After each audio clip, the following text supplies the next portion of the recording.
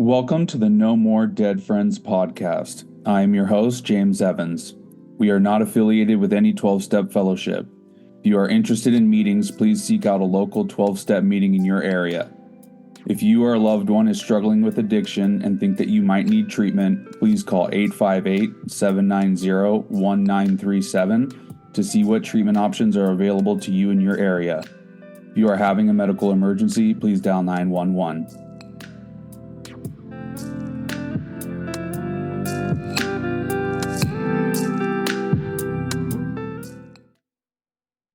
All right, welcome to another episode of the No More Dead Friends podcast. I'm your host, James Evans. Today I got a pretty exciting guest. He's my buddy, and he's the lead singer of Last of Our Kind. His name is Tripp Taylor. How you doing, Tripp? Good. How are you doing? I'm doing pretty good, man.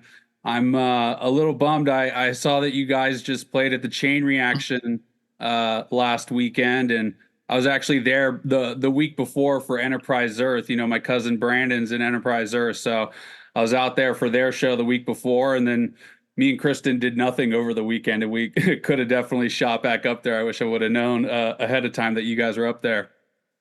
Nice. Yeah, that was actually my friends in Mark of the Altar. That was their first show, and Last of Our Kind didn't play, but I did a feature for Mark of the Altar on one of their songs. So I showed up to get that hit that live.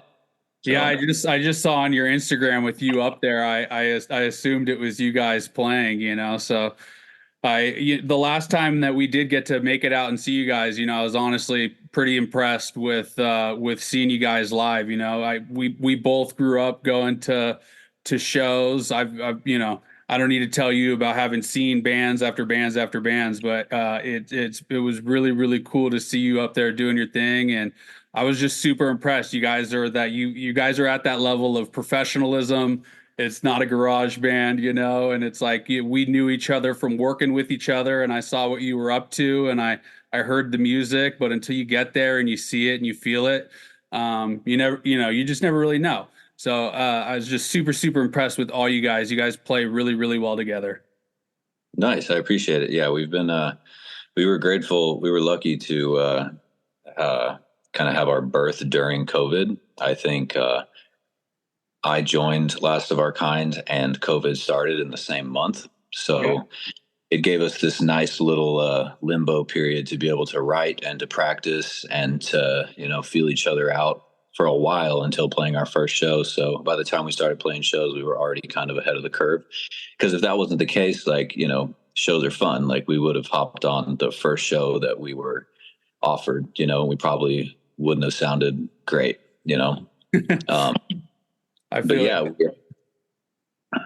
I like to think that we're a live band, not that we sound bad in studio or anything, but I like to think, and I would at least hope that, we sound even better live. Because there's some bands, you go and see them live and it's like, man, what is this? Like, this is not up to par with the studio, or, vice versa. There's a lot of bands that I won't listen to, like in the car or whatever, but I'll go and see them every time because the show is just such an experience, so.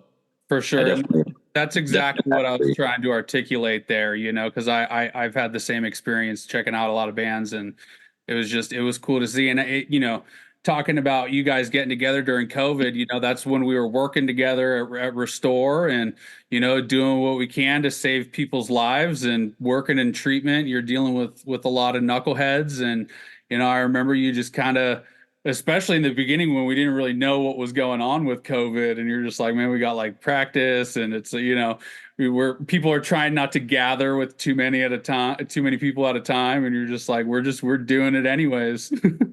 Yeah, we recorded our first EP with Jordan Lockery, the ex-guitarist of Carnifex, and I had never even met the guy. I'd seen him on stage when I have gone and seen Carnifex in the past, because they're local to Southern California. So since I've been out here, I've seen him a bunch of times, and I just we were just going over to this dude's house and recording in his little living room studio in the middle of COVID, like 3 months into COVID over the summer of 2020. It was a weird experience.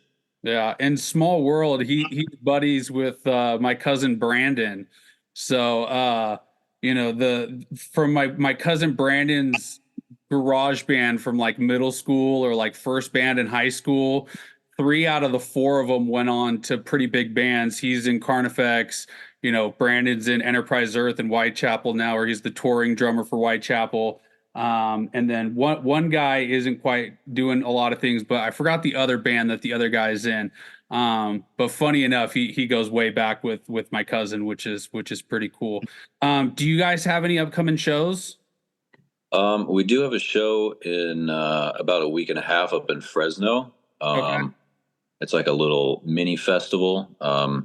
There's like 8 bands. The headlining band is a band called Capra that I actually saw open for Deftones at the Dia de los Deftones recently in San Diego, and they killed it. And we got offered this, so we were definitely excited to hop onto it.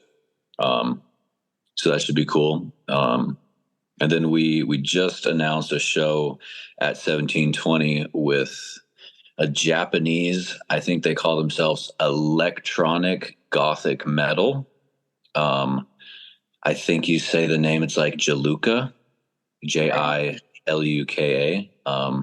So we were kind of confused, honestly, when we got offered to play that show, because it's a little different than us, but we thought about it, and our first thought was like, this is going to be a crowd that we have never played to for sure. So I mean, it seems like a great opportunity, and I checked out the band's music, and they're super talented, and it's their first U.S. show. So I mean, That's it'll be exciting.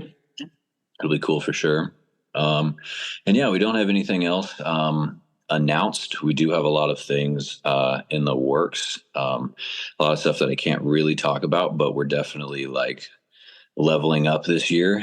A lot of firsts for me and the band. Some promises coming true, I'll say for sure. There you go. It's absolutely wild. Everybody in the band and just in the Last of Our Kind camp as a whole has put in a lot of work, and it's seeming like it's certainly paying off. So I'm definitely excited to announce the things that we have coming out and the things we're getting into with the rest of the year. Right on. Well, I'm super excited. I look forward to it. You hit it on the head, man. That's the promises coming true. So kind of jumping into some of the recovery aspects of things, I heard some stories when we were working at Restore. You definitely have told me some pretty funny stories of how it was, and you basically you were out in Tennessee, right, until you moved out here. How long had you been sober when you came out here? Or I know you went to the same treatment center out there a few times. Did you come out here for treatment the last time? Yeah, so I had been in and out of that same treatment center in Nashville a few times, and just the last time that I went there, they were kind of like, we tried every form of aftercare that's possible locally, so why don't you try like a 6-month extended care program across the country? And I was like, sure. The reality of it was that I was facing some pretty serious criminal charges, and I originally saw it as a way to get away from the impending doom of my case. And I was like, worst case scenario, I get to go spend 6 months in Southern California before I go back to Tennessee and do some pretty serious time that was hanging over my head. But, it worked out a lot better than that. But yeah. Yeah. Yeah. And so, were you born and raised in Tennessee? Like, is your upbringing, did it all start out there for you? Yeah, I was born in a town called Murfreesboro, which is it's pretty decently sized. It's maybe like Temecula sized, and it's maybe like 30, 45 minutes south of Nashville. And then when I was 4, my parents moved me into the mountains in a town called Sewanee, and so that's pretty much all I remember. Because I moved there when I was 4. So from 4 to 18, when I moved out here to get sober, I lived in this house on the mountains in the Appalachians in the middle of nowhere. And it was a lot different than it is out here. very, very small town. I think the population of the town was about 1,400. And you had to like trek down the mountain to get to anything beyond like a dollar store. Um, and yeah, it was definitely a lot different than California for sure. And out here, yeah, everything is stacked on top of each other out here. So, Right. so you're basically, growing up, you're out there. What was like school like, and like where the because if there's 1,400 people, are you traveling for school? Is the school like 13 kids, or what did that look like? So originally my parents moved me there because there's some like really prestigious private Christian schools there that I did not go to, whether it was my parents, they had me later in life. My mom was 44, my dad was 42. They're both baby boomers. They already had grown kids, in separate marriages that were 16, 17, and 18 when I was born. So I've got three half siblings and no full siblings, but I mean, I was like their miracle baby because it was their second marriage. My mom was like on the cusp of menopause, and they were desperate to have a kid, and many, many like traumatizing failed attempts for them, and they were pretty much out of hope. And then I just came out of nowhere, and I was super premature. Me and my mom both almost died. Emergency C-section baby. I was like a month premature. And so once I came out of the womb and I survived, I was like their little miracle baby, and they had very high hopes for me because, maybe they were a little disappointed in the kids that they had in their 20s.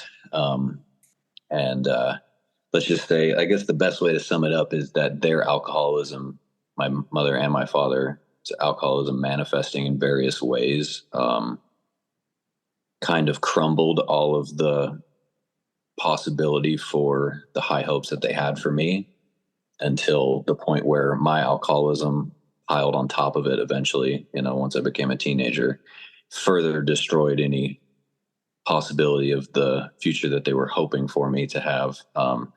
So yeah, I didn't go to those prestigious schools, but I was still, surrounded by some of those people. I went to like the elementary school equivalent of those. The high school, middle school is called St. Andrews, and the University of the South. They're both in Sewanee, and they're both very prestigious, very Christian, very, if you know me now, very not me. Yeah. I can't imagine that, but University of the South like trains priests and shit. The campus looks like Hogwarts. It's beautiful. I will give Tennessee and all these shitty small towns that, like, the geography is beautiful, but most of the people are not. And my experience, like, in public school, because I didn't go to those schools, was pretty rough. I was always a little kid. I was always very small, and always had long hair.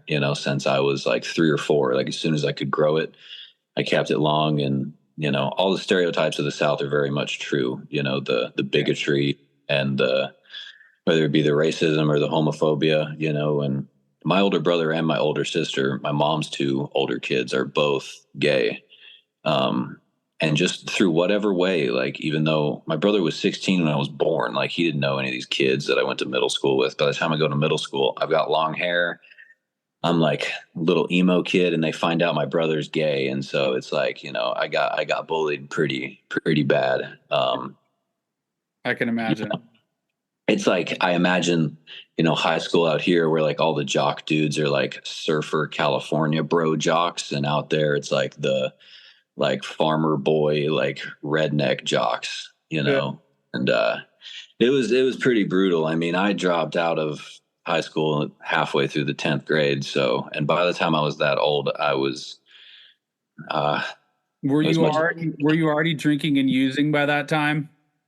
Like, when? yeah, I had my first drink when I was 13 in 8th grade. I remember it was like the tail end of MySpace and like the dawning of Facebook, and I was all into like emo and scene music and that culture, and I had these half siblings, but they were twice my age and didn't live in the house with me. So the reality of it was that I was kind of an only child in the middle of the woods with internet access, so I was a weird little kid. Um, and I never had very many friends like my age, but by the time I got about 13 and, got on Facebook and MySpace and all that, I found these other kids like in my town or in my surrounding towns that were like, all they looked all, the stereotypical emo girls and boys. And I thought they were so cool, and I started dating one of those girls that was older. She was like 16 and I was 13, and I thought it was so cool.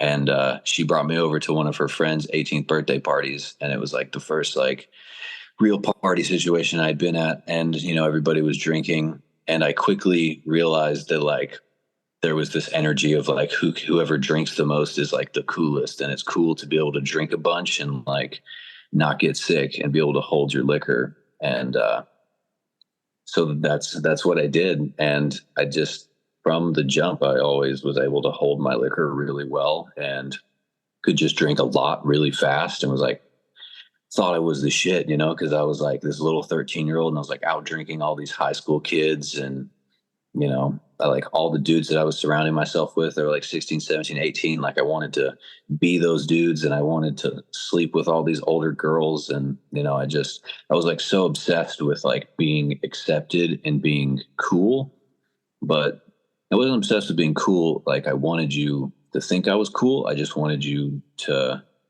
like accept me and think that I was like worth your time. I think a And I lot got of us, I think a lot of us go through that with the wanting to like I know for me there was times where it was like I know I'm a part of this group, right? And for me personally, I would, a lot of times compare how I felt on the inside to how people looked on the outside, so if people looked like they had a lot of stuff together or they had it together, and I didn't necessarily feel like that on the inside, I would be comparing to what, they could be struggling with whatever. But I think a lot of times for myself, anyways, with that acceptance is like I'm in this, I'm in this group or hanging out with these people, but it's like I want to be accepted as like one of them. Not necessarily like, oh, I want them to think I'm cool, right? Like, not that. I get what you're saying, but like, I just want to be accepted as like one of my peers. Right. And I think throughout my life, especially being an only child and spending so much time alone, and not like alone in a neighborhood, like alone in the woods. Yeah. I always had this sense of like longing for, I guess you could call it community and like a sense of belonging. And even now, it's so deeply ingrained in me to, no matter how in a social circle I can get, whether it's like a group of coworkers or a group of friends.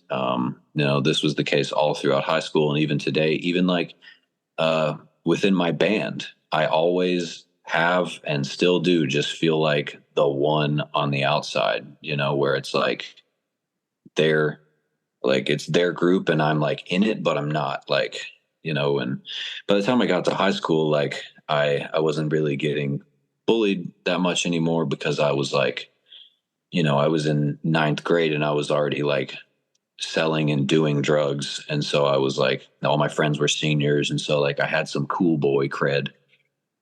Um, at least I thought, but I was kind of like cool with all the groups and all the cliques, but I wasn't like a part of much of anything. And I think that is, you know, kind of just a tribute to a part of my, you could call it alcoholism, is just this ingrained thing in me that, and it's not like all of these people see me as an outsider. It's me seeing myself as an outsider no matter where I go or who I surround myself with.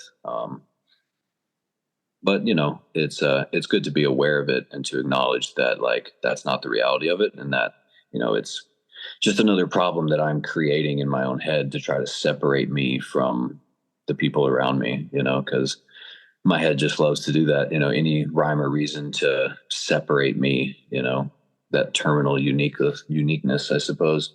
Yeah, and it takes some time and some work though to really be able to analyze our thoughts and what we were thinking and why we were thinking it and why I felt this way because, right? When we're living it and we're in that delusion and we're getting loaded, these are these things that it's like they're like almost just like core values and core beliefs about ourselves that we believe so firmly, but we don't even realize that they're all based out of delusion. Right. So it's you can't expect 14, 15, 16-year old kid to have that kind of depth and understanding. So it's like it might be based out of delusion, but when you're living it, like that's what you're really living, Right. so your friends, you're in high school, you're selling drugs, you're friends with the different cliques, not feeling really a part of any. What does kind of like the day-to-day life look like with the selling drugs? Like, are you just selling like weed, or are you messing with heroin and other things at that time? Are you getting loaded yourself on it? What does like the day-to-day life really look like for you at this time? And how long did it take until, you were dropping out of high school and bouncing from that?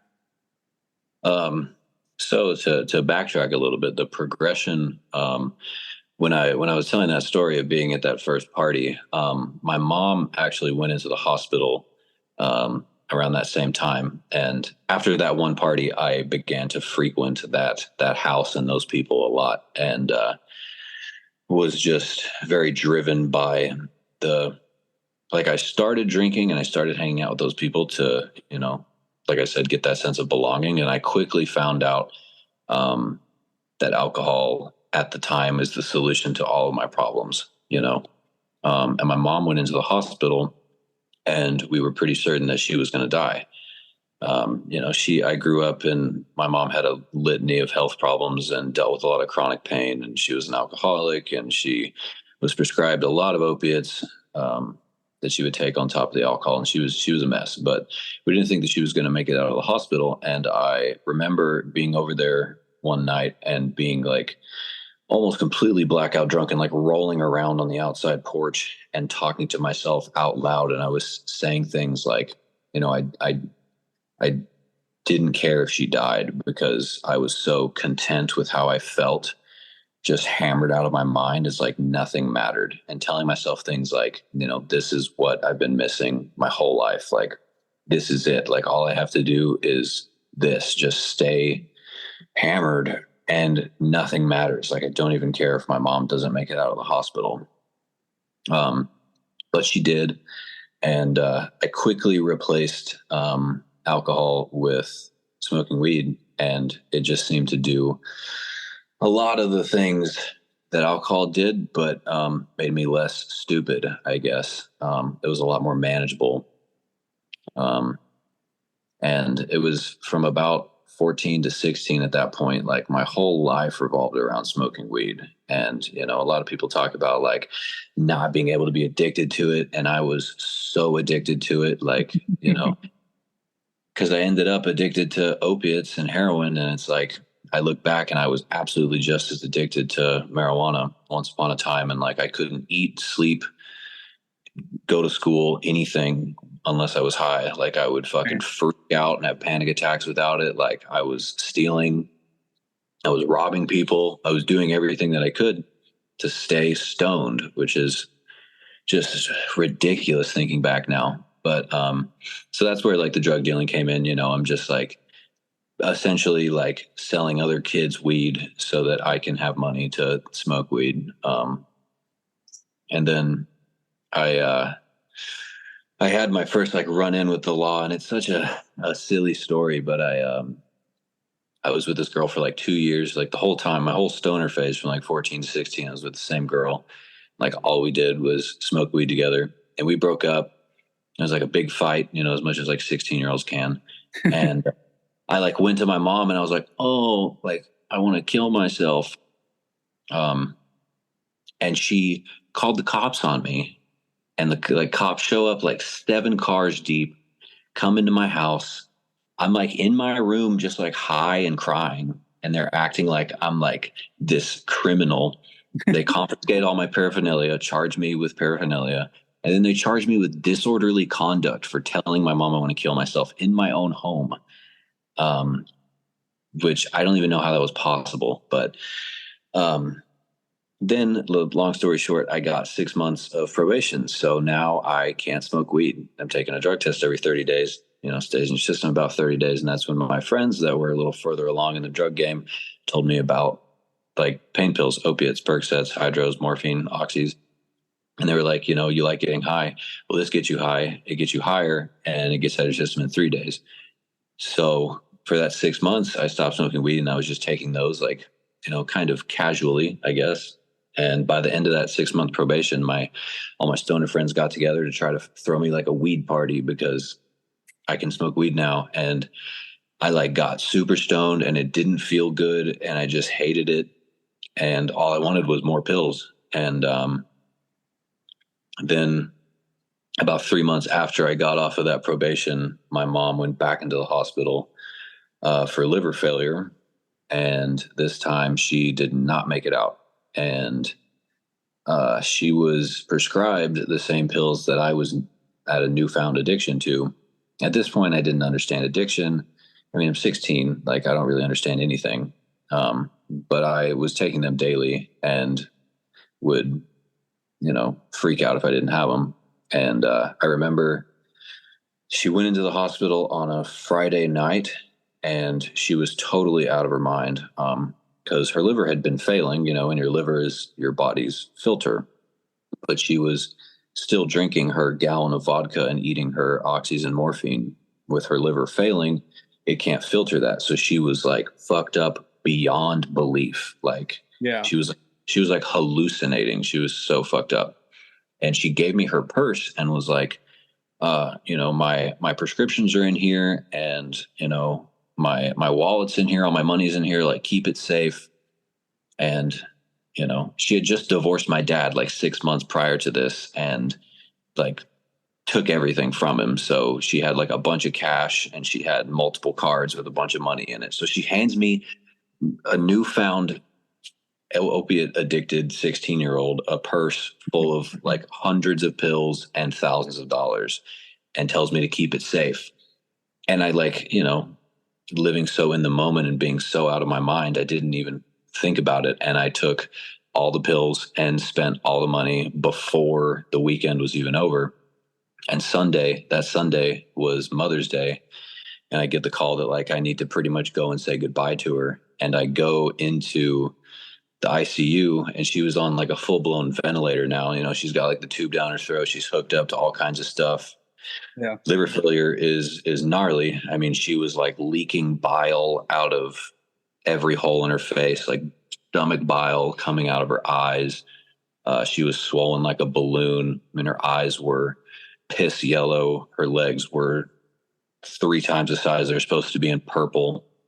And she had like at this point, she had like no discs in her spine at all. I mean, she had degenerative disc disease. She had fibromyalgia. She had all kinds of stuff that causes her awful pain. So, I mean, she was pretty justified in taking the prescriptions and she never took more than she was supposed to. She would just drink a gallon of vodka on top of them, which, is what really led to the liver failure. And, I remember going in there and I went in there with my brother and my sister who, like I said, are twice my age. And I was 16 at the time. My dad has notoriously, not been the best father. Now that I'm, 25, like our relationship is healed. He's still alive. He's an alcoholic, but he's not like drinking himself to death as much as he was, as far as I know. I mean, he's still in Tennessee, but at the time he was pretty absent and shitty. And my mom's 2 kids weren't my dad's kids, but they were in there. And, she couldn't talk through the ventilator. She could kind of like make moans and syllables. And, when I would tell her I loved her, she would kind of give me like 3 moans of pain through the tube in her throat. And she couldn't even like grasp my hand back and her hand's all swollen purple. And, we're sitting there and we went in there to say goodbye and we see the state that she's in. And we're like, Mom, like, do you want to keep fighting? Like, this is awful. Like, you're being kept alive by these machines. Like, what do you want us to do? And she couldn't give us an answer. And you could tell that she was just like in agony that I will never be able to imagine. And you could tell that she was just fighting with every fiber of her being to just endure it and stay alive. And when my brother told her that he would take care of me until I was 18 and keep me away from my dad, she went from not having the strength to be able to hold my hand to ripping the ventilator out of her chest and choking on her own bile and dying within 2 minutes as soon as my brother told her that I would be okay. And man, that's still extremely heavy for me to say out loud. And it was violent, it was traumatizing, it was awful. And my mom was enduring all of that because she did not want to leave me behind. And once my brother, like, held her hand and promised, like, I will take care of Tripp, she found like magical strength to rip a tube out of her chest and just ended it. And it was awful. And I but she flatlined within 2 minutes. And instead of sitting there and comforting my brother and my sister, or any of the other family that's in the ICU waiting room or anything, I get up straight faced and walk out to the parking lot and just snort the rest of her pills and try to not think about it. I'm like watching my family like walk out into the parking lot, like scream crying, and I'm just in the car like dead in the face doing her prescription pills. It's And get to that place of not feeling, it's like that's a super heavy story, and I knew a little bit about your mom's passing, but I didn't know to that extent.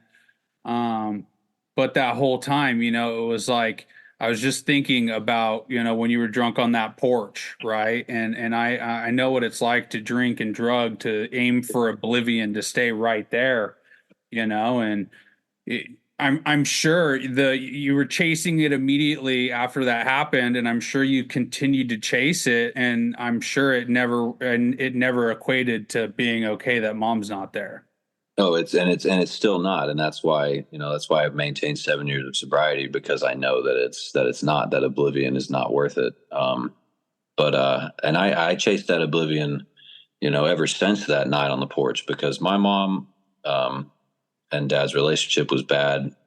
She was a narcissist. She was very loving. She was very caring. She was a great mom. She raised me well, but her mental health and her untreated trauma. I mean, she was a baby boomer, so her dad was a World War II veteran. I mean, Yeah. she was traumatized, and not treating that trauma, and essentially drinking and drugging up. She passed when she was in her 60s, in her early 60s, and that many decades of trying to seek oblivion, like I have been doing since that night on the porch. That's the end result, is what I saw, like, that is an alcoholic death. I'm lucky that I'm a heroin addict. If I relapse and I go back to heroin, which, I've been sober for so long, I don't even think heroin exists anymore. I'm pretty sure it's all fentanyl. I go out there, I do fentanyl, like, at least I'm dead right there. That alcoholic death of 40 years of slowly swelling up and turning yellow and then dying like that, like, I wouldn't wish that on anybody. But yeah, so I mean, her narcissism drove the rest of the family away. So I mean, from about 8 years old to when she passed when I was 16, it was just me and her alone in this house in the woods. And she actually gave me like a little bit of Munchausen's by proxy, if you know what that is. Like, she was convinced that I had all of these same health issues that she had. She would end up giving me some of her prescription painkillers. I would steal some too, but she would give me some because she thought I was in pain, and I believed it all. I'm like living in a trauma den, and I'm getting high. Like, I was pretty susceptible to it all. And I mean, it was a nightmare, but she had such a good spirit. I mean, she was like an old school hippie.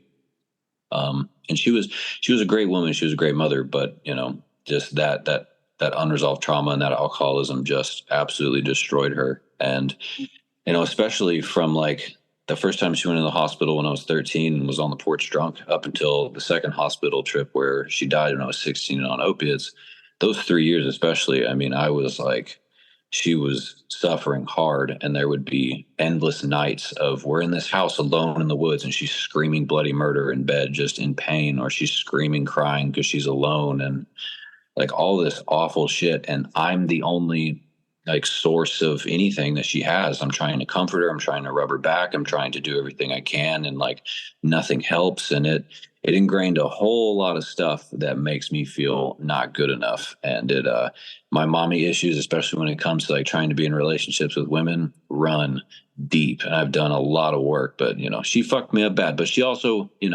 I'm grateful because I know a lot of people who they were born and they were immediately thrown into a wasteland, and luckily my parents, held it together until I was about 8 years old. So, my most fundamental years, I was raised pretty well. It just, took a 180 for the latter half of my childhood.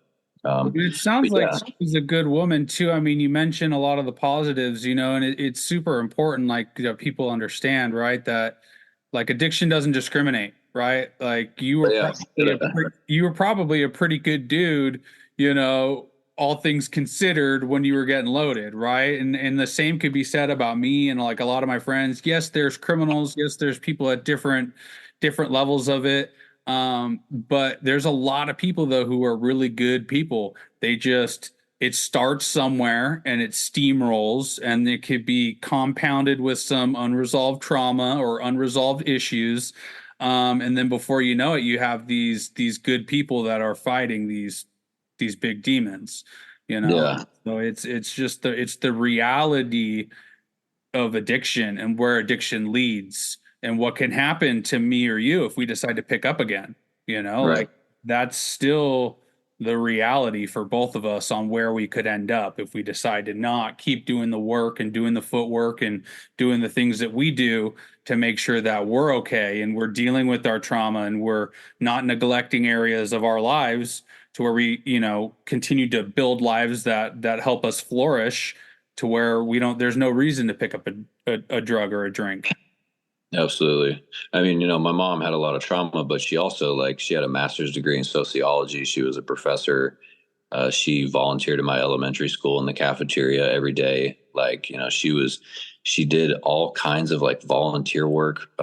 When AIDS was really big in the 90s, she was always like super progressive and like back when in the 90s when all the hate towards gay people and all the AIDS epidemic. I mean, she was like on the front lines in the hospitals. And at the time when people were like, when it was like COVID, when people were like, oh, AIDS, like I gotta stay away, she was like in the hospital, like just trying to help people. She was great. She lived on she made her own commune in Colorado after she ran away from her abusive parents when she was 16. For the next 10 years she like lived on a hippie commune. And she was great. It was just, and she was intelligent.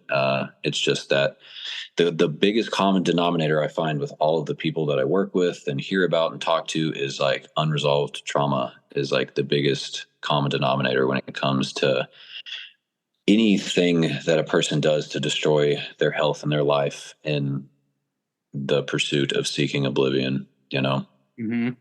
I actually wrote a song a couple of years ago and called it "Seeking Oblivion" about just that.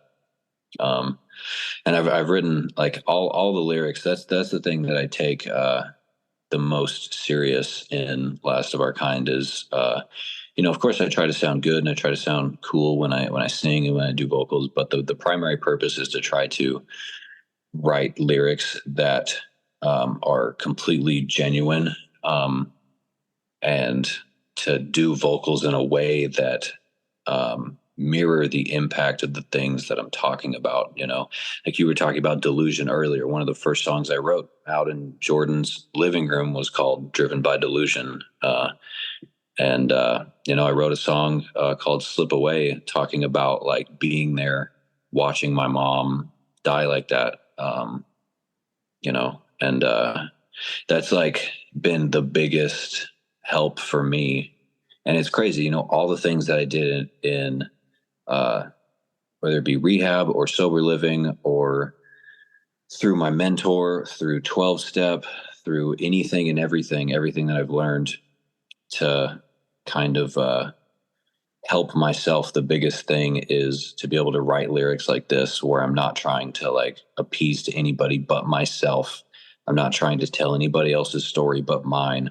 and random people across the globe find it and reach out and then find me and reach out to me, and they're like, hey man, I know you don't know me, but I listened to your band and this song and these lyrics, and like I didn't know anybody else felt this way. And I'm like, That's holy amazing. shit. Because like to me, the stuff I'm talking about, I'm like, it's just so natural. Like all the misery and the torment and the trauma and the addiction and everything that I touch on, it's like just so normalized in my life. And being in recovery and talking to people like you all the time, like we can tell each other the most fucked up story, and we're just like, yeah, totally.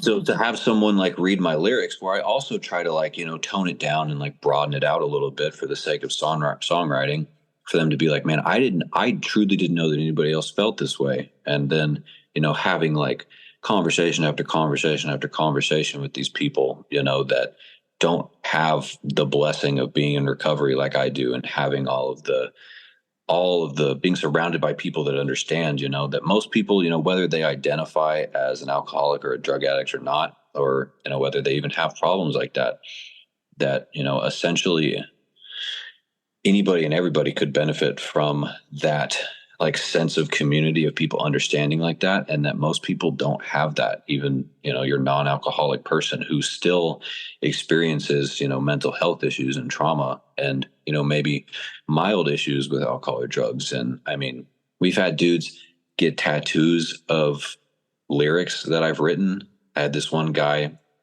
ask me to like write lyrics in my handwriting on a piece of paper and take a picture of it and send it to him so he could get my handwriting stenciled on him. And That's it's like, it's insane, and that's like, it's kind of like giving back to the recovery community in whatever way, whether it's volunteering or, within 12 steps and sponsoring somebody, or, as a job, and helping people in a treatment center. Like when it just works out really well and you get to see the light come on in somebody's eyes, or like you hear a story that you helped someone, like that's that good dope, you know what I mean? Like that's better than any hit of dope I ever had. And being able to do that through art is like just, it's an even better hit of dope. It's like another level for me, and it's absolutely worth all of the pain and suffering and shit that I went through. everything that led up to this point. Right. Like even if the band never, like, because we certainly don't make any money, we spend quite a bit. But even if the band got to a point where it started, making literally any money, or if we got to do cool things, like that's awesome. But I mean, I would be happy dying now just having a few people reach out to me and be like, hey, like, you made this art, you wrote this song, and it actually helped me, because the old cliche, like I grew up listening to like a bunch of emo music and hearing these dudes that are like in their 20s write these emo songs. And I'm like a little kid and I hear it and I'm like, I had those epiphanies of like, oh man, somebody else feels this way, Yeah. But to give that on a level of like the kind of stuff that I write about, that's like just, really out there. And for somebody to be like, because I write a lot about like suicidal ideation and like, gnarly stuff. And for someone to be like, man, like I thought I was the only one, it's crazy. Best hit of dope for Yeah. sure. It's awesome. And it's really cool that you're able to reach like a broader scale, right? Your audience extends way beyond just like the recovery community, and so like for me, right, it's like I experience similar in a smaller scale of even just like when I'm a speaker at a meeting or something, and somebody comes up to me and there's a part of my story that impacted them, or something that they said, or even the same thing that I've experienced in meetings, right? Like I go through that process, right? When I showed up to my first meeting and I sat in the corner crying and didn't understand why everybody was having such a good time at a meeting on a Friday night. And I'm sitting there like, what, like I just showed up to rehab. Like my life sucks right now. Right. Right. But then I'll never forget like this lady, Mary, she's like, she was probably like late 40s, early 50s. She was telling this story about how like she can't drink wine anymore because when she drinks wine, before she knows it, it's 11 o'clock at night, 12 o'clock at night, and she's trying to break into her cocaine dealer's apartment because he won't answer the phone. She's like opening up the window to try and jump into his apartment to hit him up to sell her cocaine. And it reminded me of when like I would sell people cocaine and I'd be like, I got work tomorrow. So I'd lock myself in my room and go to bed. And my friends would sneak into my room. They'd figure out how to pick my lock and they'd like wake me up. They'd be, James, sell me some more, sell me some more, you know? So it was like that first thing of like, you know, I thought I was so unique showing up. And here's this lady who looks the polar opposite of me. I'm crying in the corner thinking I'm special and I don't belong here because everybody's having a good time here at this meeting and it's Friday, right? Like there's so many other things I could be doing. And here's this lady who I wouldn't have had a normal conversation with out in the world. And she says some stuff that just impacts me on a level of I didn't think that there was anybody else who felt like me or thought like me or did the things that I do, right? And so when I share what I share and what I talk about, right, like my audience is like the recovery audience, you know, and for you to have that broader audience that you can reach with your art is really really cool, man. I'm super proud of where you've came. You know, so you were 16 when that happened. Weren't you like, I think you were like 19 or 20, right? When you first started working at Restore. How old were you when during COVID when Kristen onboarded you over there? I think I was about 22, 21, 21 going on 22. Okay. So from 16, how long did it take for you to get clean from that point? Like when did the trash bag trip days start when you were going in and out, in and out? Yeah, so everything was pretty manageable up until losing my mom. And yeah, so the first thing that happened was I ran out of her pills. That was pretty quickly. That happened like right around when she passed. Those lasted, maybe a weekend. Um, and this was that Sunday, that Mother's Day was May 10th of 2015. And my first stint in rehab was like July 21st of 2015. So within that like 2.5 month period, it was bad because it was about 50 grand that she had left over from divorcing my dad and getting his 401k. And so I had that, and that was gone in 2 months. And I spent it all on oxys. And at this point, I still didn't understand addiction at all. I knew that I needed them, but I did not understand addiction. And I ended up going to the emergency room on like July 20th because I was so dope sick and had never been dope sick before. I didn't know what was going on. And I thought I didn't understand opiate addiction. I didn't know it couldn't kill you. I didn't know anything, at this point. I turned 17 on July 7th. So I'm like, I'm barely 17 at this point, I'm out of my mind. And I just show up at the hospital and I'm like, I'm dying. And by the next day they had me in rehab. And man, adolescent rehab is a nightmare. And yeah, so for the next it took me another year and a half to get sober. And it was just this endless loop of I would go to rehab and then I would get out. I would try to, at first it was just drink and smoke. At first it was, I can still do these drugs. I can still do opiates. I just have to do less of them so that I don't get physically addicted to them. As long as I don't have withdrawals without them, then I'm okay. I can just do them less. That immediately didn't work. And I picked up right where I left off. And then it was like every 3 to 6 months, I would go back to rehab and I would get out and I would try something else. Then it was just drinking and smoking. That didn't work. 3 to 6 months later, maybe I'll just drink. That didn't work. And every time I'm ending up back on opiates. And then, yeah, there was, my biggest thing was like, I always had like some poor girl to like drag along with me and just witness like every time I would go into rehab with a girlfriend and then I would leave and I would get another one. And it was like in waves of rehab. And, cause my problems with like, with women and relationships and love and sex run just as deep as my issues with drugs and alcohol. And I mean, it was a nightmare. But I turned 18 a year after my first stint in rehab.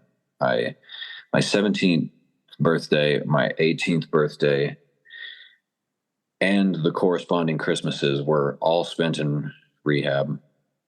Um, and yeah, it was just that cycle, and it just getting worse every time. And every single cycle, I would end up doing worse things to get high and stay high. And yeah, the second to last time I went to treatment was over Christmas of 2016, and I was only in there for a Suboxone taper amount of time. Um, my first day without Suboxone was the day after Christmas, so I just had a day in rehab on Christmas where everybody's family's there but mine. And, I wake up and it's my first day without Suboxone. And I was like, no, I'm not doing this. I start calling everybody who will still answer the phone, lying and saying that my insurance canceled and that somebody has to come pick me up, while telling all the staff, like, I'm just not ready. Like I can't kick right now. Like I'm just not ready. And they gave me the whole spiel of like, you can't leave. Like you might die. You might go to jail. Yeah. And 4 days later, that was the day after Christmas, on New Year's Eve, my house gets raided and I go to jail. And I'm sitting in there and I'm like, they were right. Because it was 4 days. I left treatment AMA on the 26th, and on the 31st, my house is raided. And it's like, now I have to kick dope in jail. Yep. And I mean, that treatment center I was going to, I was lucky to have pretty good insurance that I wish I had now. I haven't had it for like 5 years. I don't even have health insurance anymore. But when I was a kid, up until like 2021, I had good insurance. And so I was at this Cush rehab, and I was like, oh, I don't want to go to the Cush rehab that has prime rib Saturdays. I don't want to kick Suboxone. I got to go get high. And now I'm in jail. And oh my God, I'm 175 pounds now. I like to say I'm 6 feet tall. I'm probably like 5'11" and a half, but I'm 175 now. And I'm like a pretty slender dude at 175. I was about 105 when I got sober. So, I mean, I was barely alive. I was 18. I had the same hair. My hair doesn't grow. I don't know why. I had the same hair since I was like 16. So I looked pretty much exactly the same, but Razor thin. Half the weight. And I go into jail, and it's so overpopulated in this small town that they don't have room for me to leave booking. So I stayed in booking for about 4 days, just in a booking cell by myself, kicking dope. No one to call, no one to talk to, no book to read, no screen to watch, nothing to cope with, nothing but four walls. They left me in my clothes. I had a leather jacket, some Chucks, some skinny jeans, and like a tight black band shirt. I had like staples for lip rings. It was a nightmare. And I was just in there with nothing but my 3 hot meals. They didn't even have a bed to give me or a blanket, but they had a pillow, which was basically like a whoopee cushion. It was like rubber. It was awful. And I just sat in there alone with literally nothing for like 4 days kicking dope. And 5 days prior, I was in a Cush rehab with prime rib Saturdays and just had to kick like a little bit of a Suboxone taper. And then I leave, do a bunch of dope for 5 days. And now I've got to kick dope in that situation. And in the meantime, within those 4 days, the commissioner comes in and tells me, he reads me like my charges and my bond, and like they give you like the biggest number, like the max sentence. And he tells me, all these charges and $500,000 bond and 10 years in prison. And I'm like, just losing my mind, you know. Um, but then they find room for me and they bring me back to the pod, and that's when the real nightmare starts.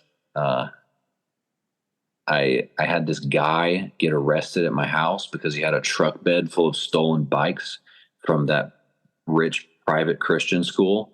He shows up. We were all still like mostly underage, just a bunch of like 17, 18-year-old kids. This like 30-year-old dude shows up with a bed full of stolen bikes, brings the cops there, gets arrested, is still in jail when I wasn't 18 when he got arrested. Now I've been 18 for like 6 months. He's still in there. He sees me walk in the pod. He's like a part of the Aryan Nation Brotherhood gang, you know, and he immediately like passes along all the pods to get to me to tell the Aryan Nation dudes in there that I'm a snitch because he got arrested at my house. And so, mind you, I look exactly the same, but I'm 70 pounds lighter. And I'm like 3 days, 4 days into kicking dope with no detox meds, and I like walk into this pod barely alive, and within 5 minutes there's these like dudes your size with swastika tattoos blocking my cell door saying I'm a snitch, and I'm like, what is going on? And that all got resolved. Luckily, I had a friend that was in there whose dad was like the head of the racist assholes, and that friend vouched for me and they respected his word because who his dad was, and so they just believed me. And then, you know, I was in there for like a month, and I had some decent conversations with. I was in the prison pod, like the pod that's like, you know, on the way to go to prison, with like gnarly old dudes who have done nothing but go in and out since they were my age. Yeah. And they had some decent conversations with me, and I could truly tell it was like, fuck, like that kick that I just had in that booking cell and these conversations, and like thinking back to my mom dying and like everything that I had learned in rehab, you know, just barely. And it all kind of came together to be like, if I don't figure something out, like best case scenario is I'm one of these fucking skinhead dudes that have done nothing but get high and come in and out of this place. If I'm not lucky enough to just die. And so when I got out, I spent about 3 months homeless and doing dope again until getting back into that Kush rehab. And then because of the legal situation, they opted to send me out here for 6 months, and then it all worked out. I ended up going back about 18 months later after being out here and going back to court. I mean, I bought a suit. I paid for a lawyer. I had letters of recommendation from all kinds of people in recovery, and the manager of my coffee shop, the director of treatment centers, my sponsor, all kinds of stuff. I had like 15 unnecessary letters of recommendation to give the judge to tell him how much of a not criminal I am. And I didn't go to prison. I did a year of unsupervised probation from across the country, and that's amazing. That was it. But because I really showed up and was like, because I had a warrant the whole time. I bonded out of jail, went to rehab. Rehab sent me to California. I show up 18 months later, like, here's my letter of recommendation from my sponsor. Please don't send me to prison. And they didn't. They didn't. They were like, you actually seem like you're recovering, so we'll give you a shot. But I did this thing. It was like I forgot what it was called, but I had a judicial diversion because I was a first-time adult offender and I had my little lawyer. And so I basically signed all my rights away. And if I were to violate my probation or break any law, I would have no hearing, no rights, no right to an attorney, no nothing. I would get the full sentence, no questions asked. Yeah. And so that was like the gamble. They're like, yeah, like if you can do this, but if I would have messed up at all, or essentially if I would have relapsed, it's pretty hard to get arrested sober. Yeah. If I would have relapsed, they would have slapped the 10-year sentence on me hard, no questions asked. Yeah, that was a wild ride. But, you know, just between like really seeing my parents' alcoholism take hold and destroy all of our lives, and the stories from the dudes in prison or in jail that were on their way to prison, and, you know, the feelings that I felt kicking just alone in a box for that many days. it just all came together to be like, it doesn't have to be like this. And it took me so long, and I'm still like, I'm a pretty miserable fuck. I've made a lot of progress in the past like year or two, especially, but I mean, it's been a slow crawl for me to not just be like a miserable, hopeless fuck, even sober. But like, I know that now, no matter what, like that oblivion is not worth seeking, because I'm not going to get that oblivion, you know? Yeah. Well, and it doesn't solve anything, right? It might make you forget in the moment temporarily, but as soon as you come back from that, you still have the problems, and chances are they've compounded. But just listening to that experience of you going in and out, and that last time ending up in jail, it's like so many times on a regular basis, especially for me still working in treatment. It's like it's been nothing but this for the last 4 years.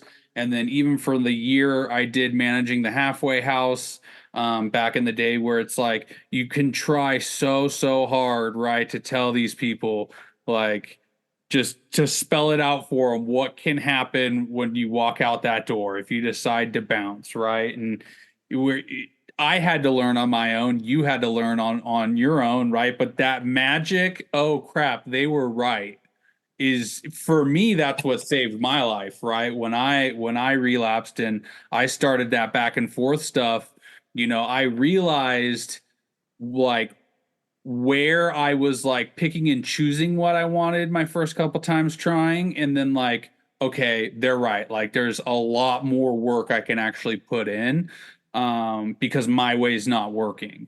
And everybody who warned me, hey, if you don't do this, this, and this, it's not going to work for you, right? So I think that willingness to be like, okay, now I'm going to listen to other people is a place we all have to get to, and obviously, we don't need to beat ourselves up to a pulp for us to finally be receptive, right? If people could remove their ego and just listen to people, right, their lives would get better sooner. But so many people are just like me and you, dude. It's like we gotta burn it all down and just be like, fuck, all right, Yeah. maybe you're right. I needed that gift of desperation when I went into jail, and especially when I got out of jail. And when the treatment center asked me to come out to Southern California for 6 months for treatment, I had nothing. Then that's where Trash Bag Trip comes from. I Yeah. had I had nothing. I had a paper ID that was like waterlogged, because Tennessee, they give you a temporary paper ID, and they like punch a hole through it, or so it's like it looks like a fake ID if you're anywhere else. It's paper, and it's all fucked up. And I didn't have a wallet. I just had that in my pocket, and a trash bag full of like just gross hand-me-down clothes that were barely even mine. And that was all I had. I had no one to answer the phone. I had no money. Thank God you can't trade your insurance card for dope, or I would have, because they almost didn't let me on the plane in Nashville to come to San Diego because of my paper ID. And I didn't get on the plane with a trash bag because one of the old guys at my rehab, who was just like, Mr. I don't want to lose my wife and kids, and he's drinking too much. He had a big, nice suitcase. He gave me a suitcase because he was like, I don't think they're going to let you take that trash bag on the plane. That's And so I just had this suitcase full of like random shit that's barely mine, a bunch of hand-me-down shit from rehab people, and this paper ID, and they almost didn't let me on the plane. And the guy went and got his manager, and I looked the manager dead in the face, and I was like, hey, if you don't, look, I'm a heroin addict. I just left rehab. I'm going to another one. If you don't let me on this plane, I'm going to fucking die, and it's going to be your fault. And I laughed at him, and he would just threw his hands up and was like, oh, whatever, and let me on. Thank God I wasn't a terrorist. yeah. But yeah, that's where Trash Bag Trip comes from. Is I had fuck all. I had nothing, and I beat myself up a lot today about like, where I should be and where I want to be. But if I think back to where I was, like, that whole thing of, when you first get sober and wherever you're at, people ask you like, what do you want out of life? What do you want in 5 years? And I have everything that I asked for. I probably should have shot a little higher, because even what I have now just like seemed so totally unrealistic. And now I have it and I'm like, wah, I Yeah. don't, life's not good enough. I'm not happy. But it's like, it's all a matter of perception. And I'm just like we talked about earlier, like I've programmed myself to just be ungrateful and hopeless, you Yeah. know, and it's a daily reprieve of trying to convince myself that like there is hope. Life doesn't suck. Like life can suck if I make it suck. But, I think there's quite a bit of truth in the whole choose happy thing, because choosing happy doesn't magically manifest ultimate happiness, but it's the first step. I have to like make the decision to, just like I made the decision to get sober, I have to make the decision to be happy. And after the first couple of years of sobriety, I mean, my entire focus has been on my mental health, because as long as I don't drink and drug, like that's my real fucking problem, is like my head. And things that are taught in recovery can only go so far, and I've got a lot more wrong with me than the fact that I drink and drug too much. Yeah. And then it's I think for everybody it's a lifetime thing of trying to find peace and contentment and happiness and satisfaction and acceptance and gratitude. When it's finding what works for us as individuals, right? It's such an individualized thing. And even though we kind of all laugh about like the terminal uniqueness and how we're all just the same, like we are, but we are still all individuals. And like what works for one person isn't going to work for the other. I think there's a lot of very broad modalities and things that do work for all of us. But when it really comes down to like the specifics of like what's going to bring us happiness and what on a day-to-day level is going to like actually feed us, like feed our soul on like making us feel good about what we're doing, like that's so individualized, right? Like not everybody can scream and has the ability to put right lyrics and scream in a band, right? I'm sure that's very cathartic for you. And I feel like for a lot of people, all they really have is like meetings. You have to like build from that basic level that you beat yourself down to. You have to like build new social skills, new ways to go do things. You really have to start from scratch and build a new life. And I think that that's such a missing element that so many people have, is that they don't necessarily have something for them, whether it's the gym, whether it's music, whether it's hiking or a sport. Like some people get way into like the softball leagues and stuff like that. There's all these little avenues and these things that people have to find, because it's just human nature, right? We need to be able to build that self-worth for ourselves and find something to do that we can strive for, right? And even when we have that, though, we're totally susceptible of looking at the graph right here and seeing where we are on the little trend line and being like, I'm not here yet, right? And then when you Right. zoom out, though, we started way down here and we're up here. We're just like, we're focused on like, what's coming next. And so it's, I don't want to necessarily say it's like a place of lacking gratitude. But a lot of times it's just a place of like, I'm trying to keep building, like I had to build my life to this point, right?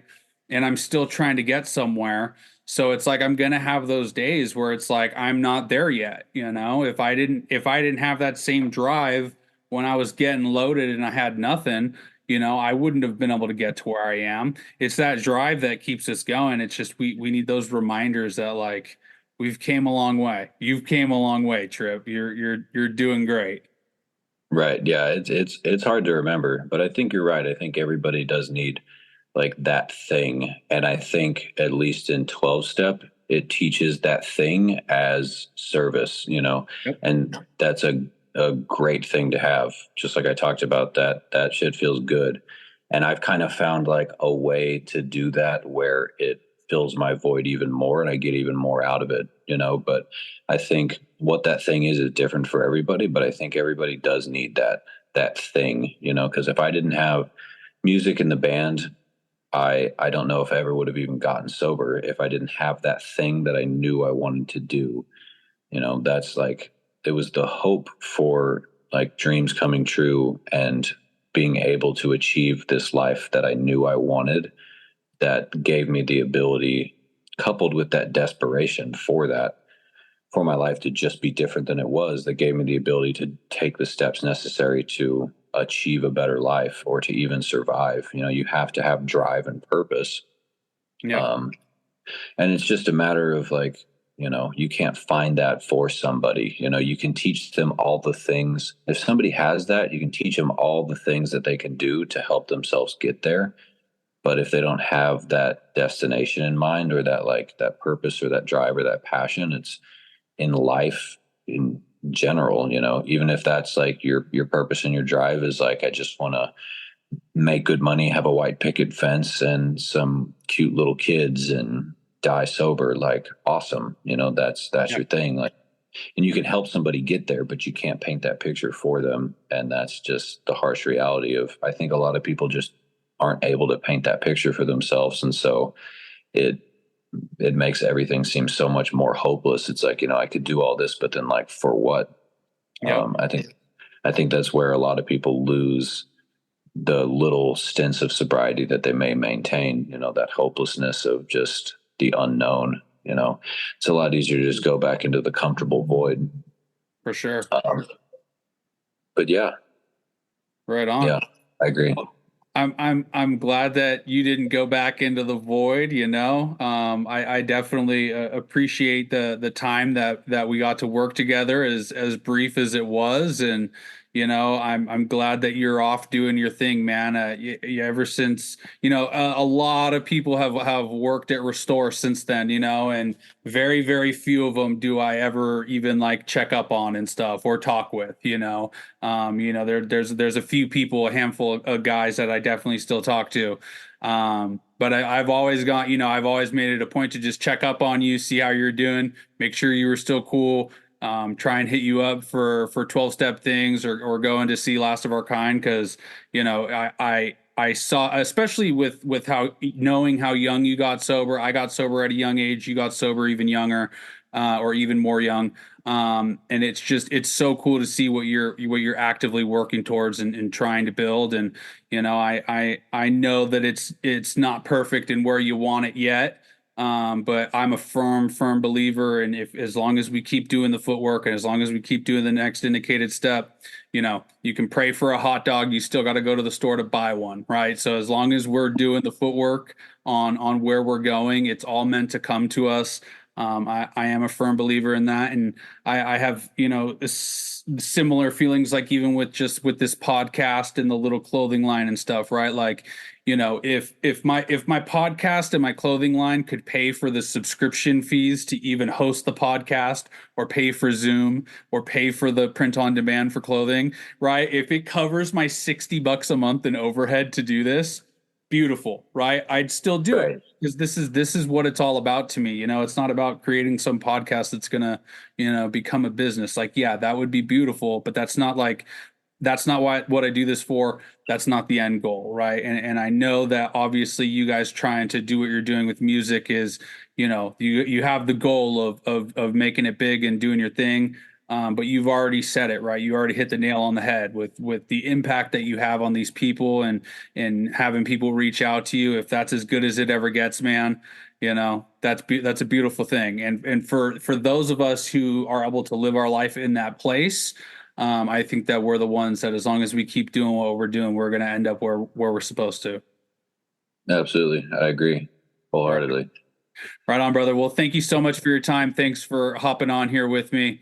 Really quick, where can people find you? Where can people find Last of Our Kind? You want to just go ahead and plug anything that you want? Yeah, sure. I'm Tripp Taylor everywhere. I'm mostly active on Instagram. It's just Tripp Taylor, Tripp with two P's underscore. And Last of Our Kind, anywhere you listen to music, YouTube, Spotify, Apple Music, et cetera, et cetera. Last of Our Kind, anywhere and everywhere. Same for social media, just Last of Our Kind. Um, Right We on. do. I can't say too much, but we do have some new and some different music coming out very soon, a full force. Right on, brother. I super look forward to it, and I appreciate your time once again, brother. Likewise, brother. Thank you.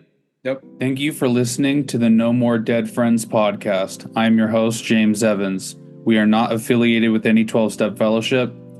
If you are interested in meetings, please seek out a local 12-step meeting in your area.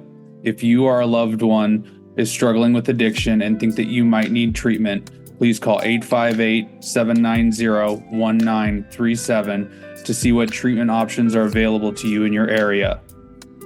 If you are having a medical emergency, please dial 911. For information about our clothing line, please go to nomoredeadfriends.etsy.com. The No More Dead Friends podcast is made for educational, promotional, and entertainment purposes. It is essential to understand that the topics discussed in this podcast are based on general knowledge and are not to be considered as professional treatment advice. Please consult with qualified medical professionals before making any decisions or taking any actions based on the information in this podcast.